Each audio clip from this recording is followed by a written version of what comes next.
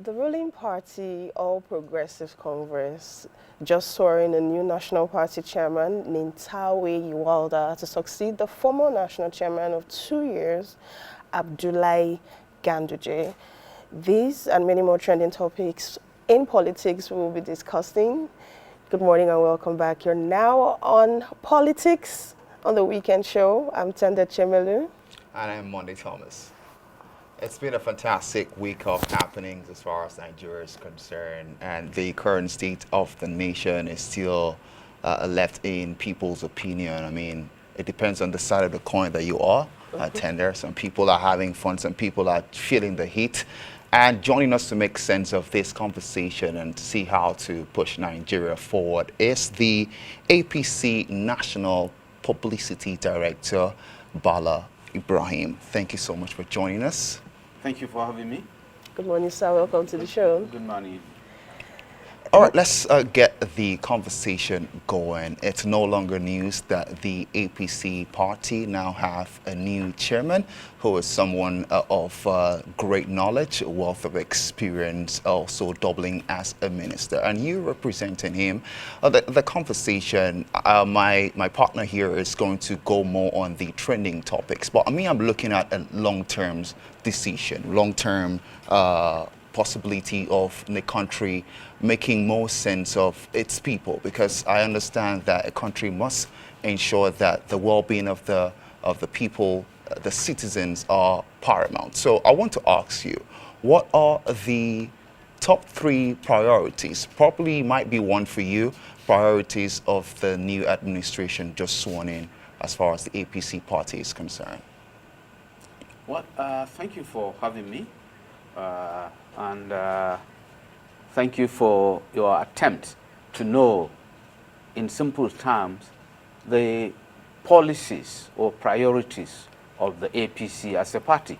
The APC is a progressive party.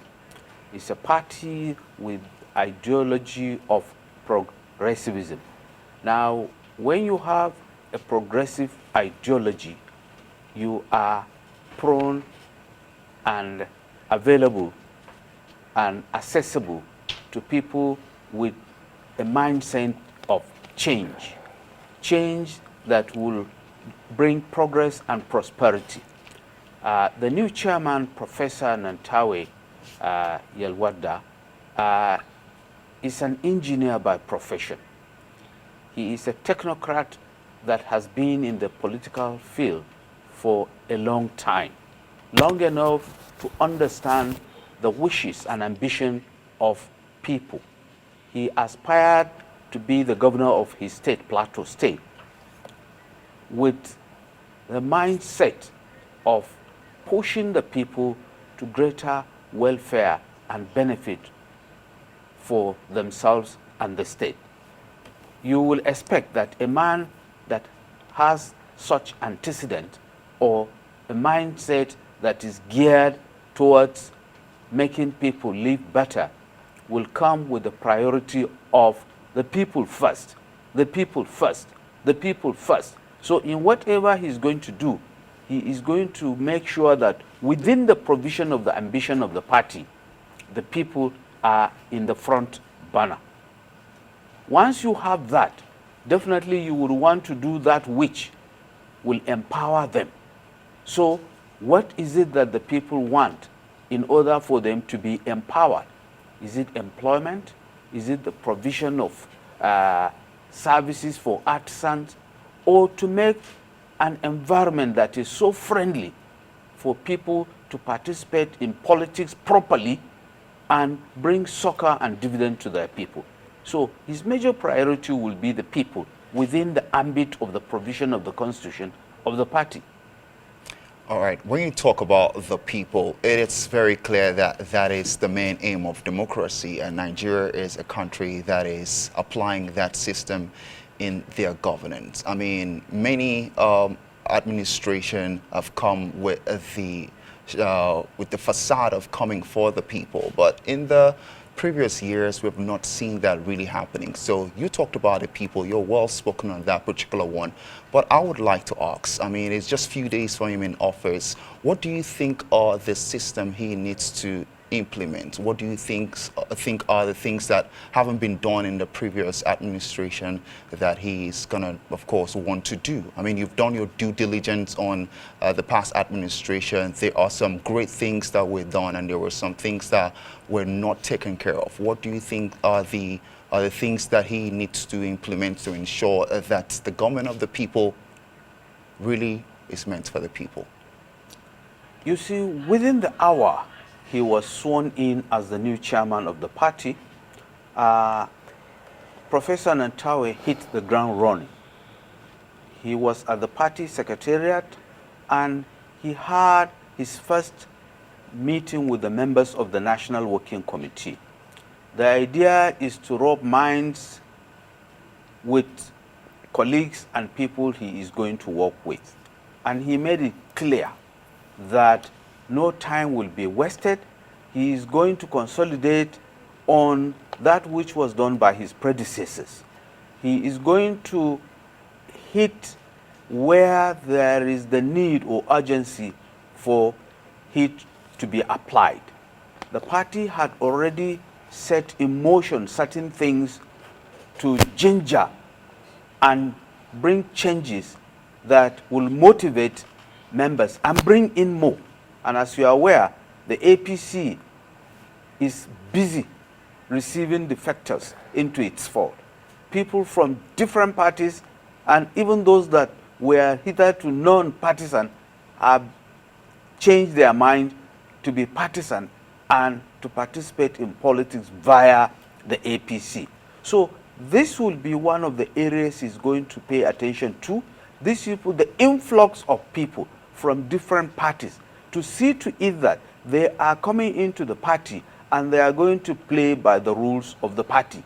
To make sure that the party is so marketed and accepted by the people in a way and manner that will position it for advantage against the opposition, particularly the coalition of confusion that is putting things together with a view to confusing the electorate. But I can assure you, with the coming of Nantawe, changes will be done in such a way that people will differentiate between that which is not good and that which is good for them. All right. Now, in reference of the appointment of the new party chairman, now there's been a lot of political power moves lately among various parties in the nation, including the adoption of a new party by former Labour Party presidential candidate Peter Obi, adopting the ADC as the new coalition platform ahead of 2027.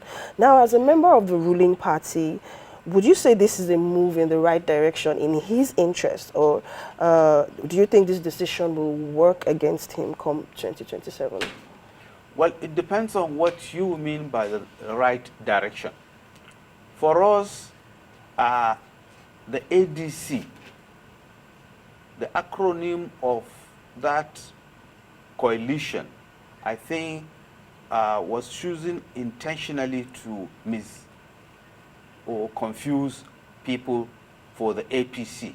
The phonetics, when you say ADC, except you are slow in pronunciation, people may think you said APC.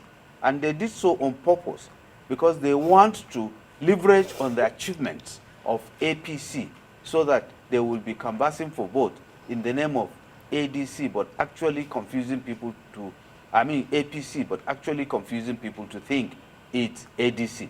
So we see every step they take as a step in the direction of confusion and therefore in the wrong direction. So what may be right direction to them is wrong direction to us, and definitely wrong direction to the dictionary and the constitution. So whatever they do in Labour Party will be labor in vain that may lead to miscarriage. I don't see them succeeding against us. I don't see that. You sound very confident to sound like you are not even pet up. I've taken a look at, from a sports point of view, I've taken a look at the first 11 of ADC, or just quote and unquote. I mean, these are top players in politics. These are people who have got influence in the various geopolitical zone. They are from the likes of Peter Obi and the rest of them. Remember how feisty, how competitive it was in the last election. Many people still believe that Peter Obi had won that election. This is now the second coming. Don't you think this group of persons who are coming together, not forgetting Atiku as well, former vice president, these persons are going to come up with different strategy? Because I'm asking this question because you sound very confident. I mean, saying that they are already taking the footprint of APC with the name ADC, which that opinion is maybe just entitled to you because many people might not believe it to be so. Are you not disturbed? Are you not perturbed? Are you not, worried? Because this worrying will maybe help the APC to cater to the people more. This worry might help the APC step up to the plate, step up on what they've been doing so far, because there are some persons who are currently endorsing this particular ADC. They are thinking that in less than 2 months since we start hearing from them, they are now becoming one of the topics the country is talking about. So my question is, are you not perturbed? Because you sound very confident that they cannot do much as overthrowing the current ruling party. Well, perturbed or disturbed, worried, will only come where there is one. But take a look at them. Take a good and thorough look at the people you mentioned, including the Peter Obi, whom you assume some people said he won. These are not angels that are dropping from heaven. Their second coming is the second coming to be defeated. They were defeated individually, they will be defeated collectively. All of them. Name any one of them. None of them is a new entrant. All of them, we know their qualities, we know their strengths, we know their weaknesses. And they have contested before. They may go back to INEC and check the result, whether it says they won or it says they lost. But I can assure you they lost. And they will lose again come 2027. In politics, you work with strategy. When using strategy, you look at the challenge ahead of you. If you're beating that challenge before, if you want to be merciless, maybe you double the strategy you use in beating that challenge. And that will make you double beat the challenge. If you have not beaten the challenge, you strategize based on the weaknesses of the challenge, and you aspire to beat that challenge. Fortunately, these people that are forming coalition are people that were beaten by our party not too long ago. Just about 2 years ago, we've beaten them. And they were beaten at a time that we had less competitive advantage. Now that we have better competitive advantage, we are too confident, not just confident, we are too confident we will comfortably beat them, and beat them in a way and manner that will dent their credentials, political credentials forever. Now, speaking on the topic of confidence, as the national director of the ruling party now, one of the most trending topics in the political space recently was the statement of the current governor of Edo State, Monday Okpebholo, when he said Peter Obi should not come to Edo State without his permission or security clearance from him, because his security will not be guaranteed. And a lot of Nigerians are interpreting this as a threat to safety and security for one of the leaders of the opposition parties. Now, for a party that claims to be very confident in their influence for the upcoming elections, what is your opinion on this statement by the governor? What are the implications of this statement, and what would I say the issues that brought up this statement from the governor? You see, a governor is the chief security officer of the state he governs. A governor is supposed to be responsible for the safety and security, welfare of the people he governs. Anyone coming into the domain of the governor, particularly a high-profile politician whose safety is supposed to be given priority, must be a priority for the governor. Therefore, if such a person is coming into his domain, it is only fair, it is logical, it is expected that that person should notify the chief security officer of the state. Even if he's not coming in a politically related to a politically related event, he came to a school to make a donation. Yes. For their education. So his visit was not politically inclined per se. So it doesn't mean every single time Peter Obi has to come to Edo State, he has to inform the governor. And does this relate to just Edo State or to every other state Peter Obi has to go to? He has to take permission from the governors to enter those states? And he's a Nigerian. You see, there is a disadvantage in success. There is also a disadvantage in being a high-profile personality. One of the disadvantages is that your safety is permanently at risk.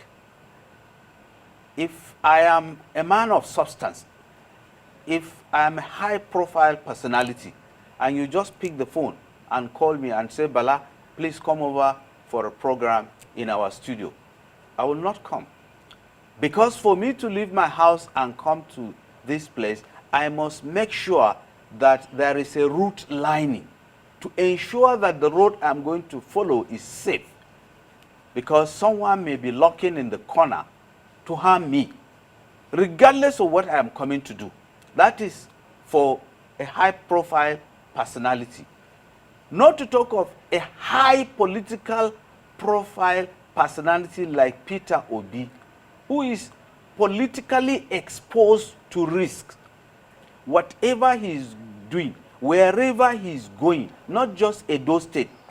Even if he's going to my village, the village head must be informed through the channel of hierarchical communication to say that the soil is going to receive a high-profile personality. So tell your children, tell everybody, and if there is anyone that is known in the society to be a stubborn person, that person must be put under watch, because we wouldn't want an incident, an ugly incident in our place. Not to talk of a person that had contested election, a person that has youth followership.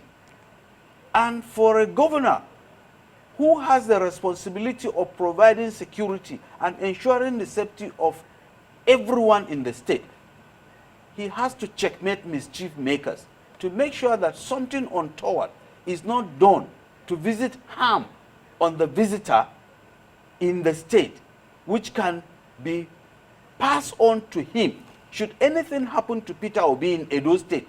Whether or not the governor is aware, they will say it is the opposition.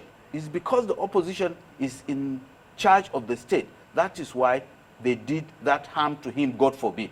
So the statement of the governor is in order. In fact, it is in Peter Obi's interest, regardless of what he was going there to do. Even if he was going there to take tea with his girlfriend, he must tell the governor. But don't you think this in a way stifles his freedom of movement? Why did he go into politics and become a high-profile politician? So you say high-profile politicians are not free to move around within the states in the country? If they take safety serious, maybe you don't know what they do behind the doors. Look, I can come here on Okada. High-profile personality cannot come. In fact, he may even ask for a bulletproof car. He will not come here if he is not sure everywhere around here is safe. Maybe before he comes here, he will send an advanced team, a party that will come and carry out a surveillance to ensure that while he's here, there is no harm. That is the disadvantage. That's what I call the other side of success, or the disadvantage of success. Once you are successful, you are prone to attack. You are prone to all things that you and I that are ordinary citizens are not prone to. You see, you don't tell Aliko Dangote, who is the richest man in Africa and probably the richest black man, to come to your house for lunch or breakfast if you know that you live in a glass house that can easily be broken. You can't do that. You must provide security to him. But if you invite me to your house forever, I will come on foot, and I don't give a damn who is around, because nobody sees me as a threat, and I don't see anyone as a threat.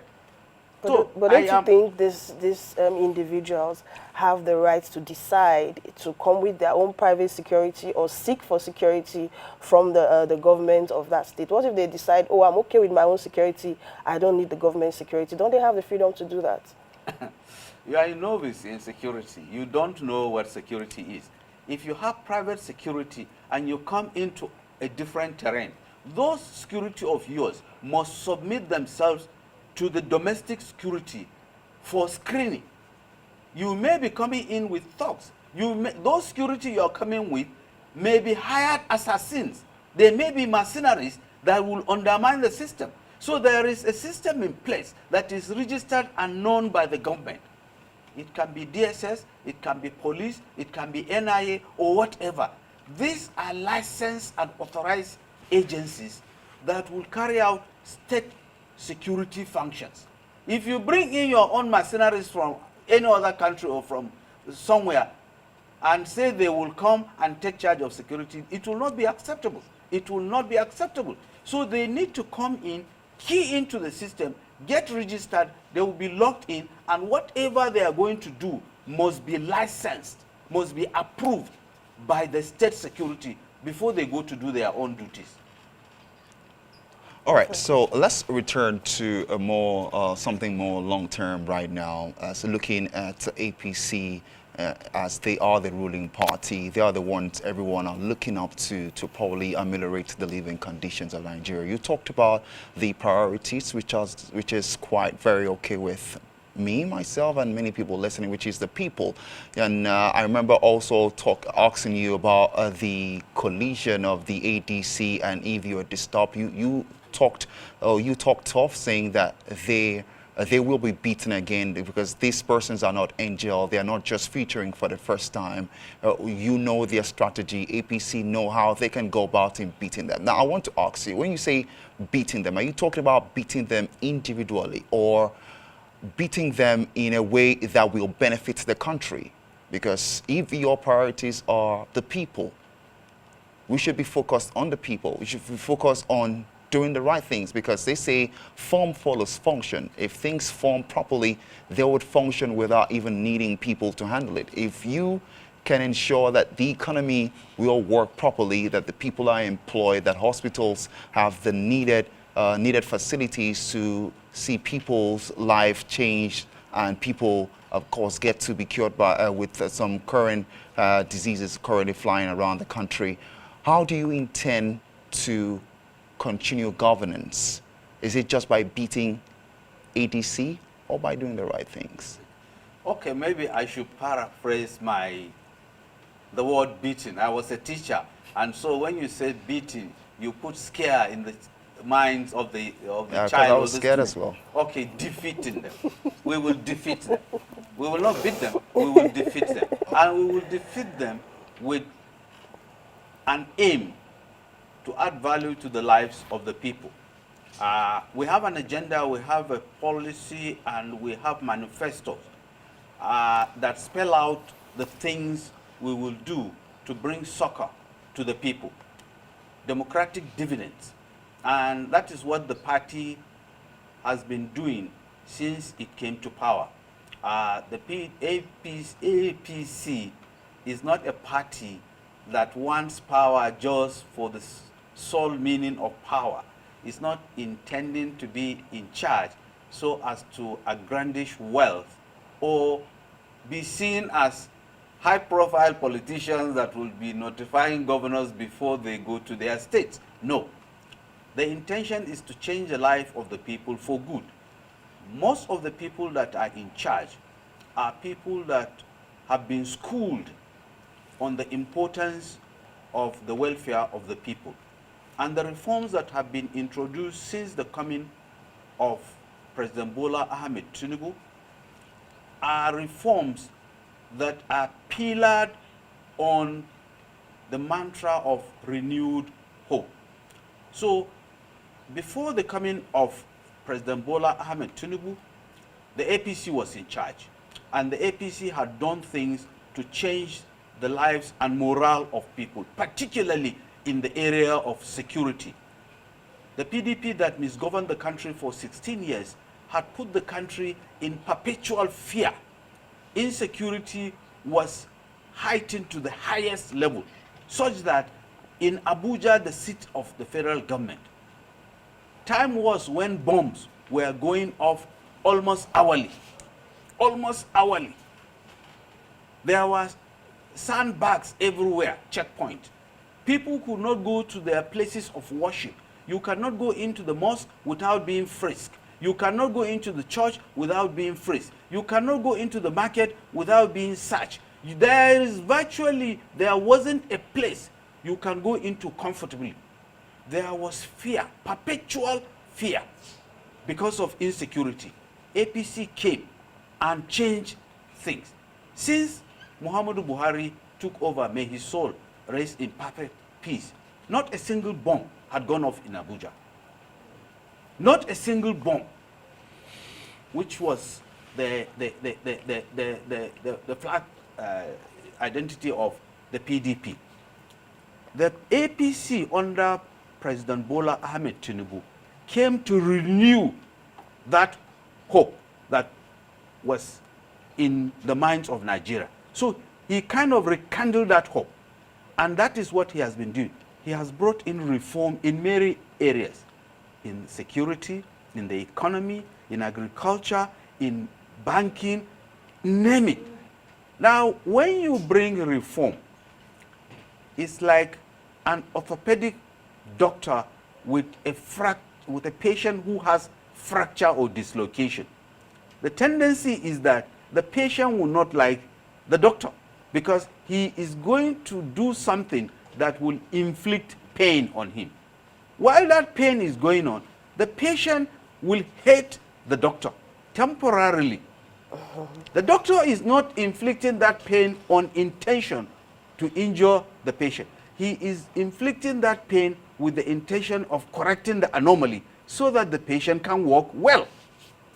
Give the patient time to heal and recover. When he can walk well, his best friend on earth will be that patient. But while the pain was going on, his best enemy is that patient. The situation Nigeria is in is akin to that scenario.